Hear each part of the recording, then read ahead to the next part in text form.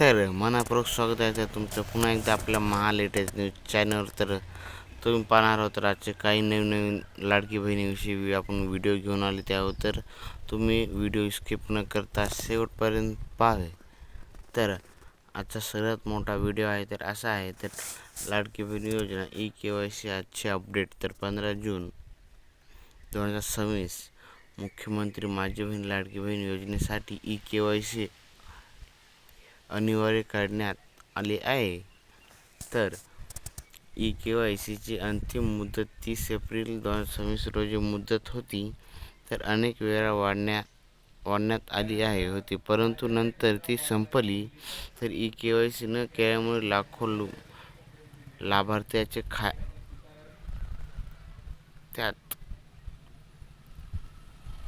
पडताळणीसाठी थांबवण्यात आली आहे. अनेक महिला अपात्र ठरल्या आहेत.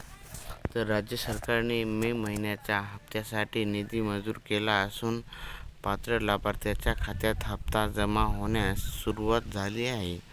तर तुम्ही लवकरात लवकर फटाफट जाऊन KYC करून घेणे कंपल्सरी आहे. तर सध्या सरकारकडून लाभार्थ्याची पडताळणीची सुरुवात आहे. चुकीची माहिती, अपात्र लाभार्थी आणि KYC पूर्ण असलेल्या प्रकरणावर कारवाई केली जात आहे अशी चर्चा पण आहे. तर तुम्ही डॉक्युमेंट वगैरे सरळ नीट अपलोड करा. तर याच्यामध्ये काही प्रॉब्लेम येऊ देऊ नका,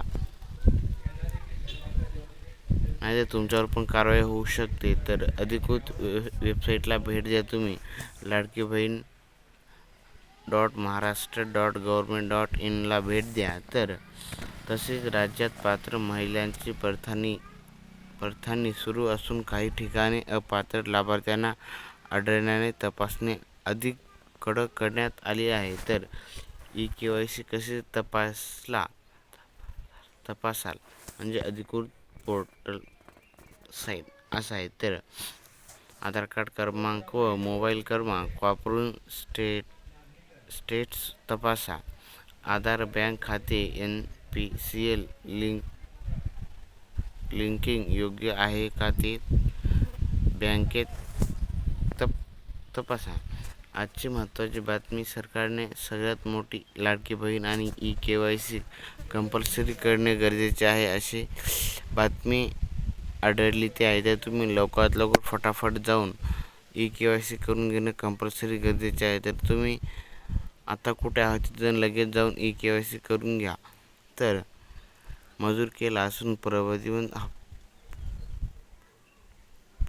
प्रलंबित हप्त्याबाबत प्रक्रिया सुरू झाली आहे. तर तुम्ही लवकरात लवकर हप्ता पडण्याची शक्यता आहे. तर तुम्ही KYC नाही केला असेल तर तुमचा हप्ता रद्द करण्यात येईल. तर तुम्ही लवकरात लवकर KYC करणं कंपल्सरी गरजेचे आहे. तर आपण भेटूया नेक्स्ट व्हिडिओमध्ये. व्हिडिओ आवडला तर नक्की सबस्क्राईब आणि लाईक शेअर करा. तर